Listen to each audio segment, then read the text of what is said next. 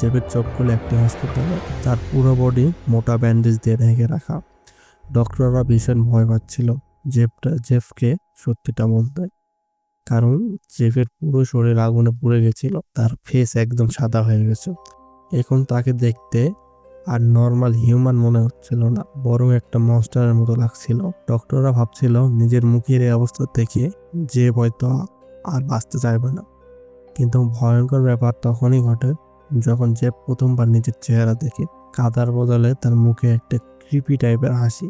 সে হাসি দেখে ডক্টররা কিছুই বুঝতে পারছিল না। পরে তাদের মনে হয় হয়তো তারা জেবকে খুব বেশি পেইন কিলার বা হেভি ডোজ দিয়ে ফেলছে, যার কারণে তার আচরণ অস্বাভাবিক লাগছে। কিছুদিন পর জেব মোটামুটি সুস্থ হয়ে ওঠে, তাই তাকে আর হসপিটালে রাখা প্রয়োজন মনে হয় না। তাকে রিলিজ করে দেওয়া হয় যাতে তার বাবা মা বাসায় নিয়ে গিয়ে তার যত্ন নিতে পারে।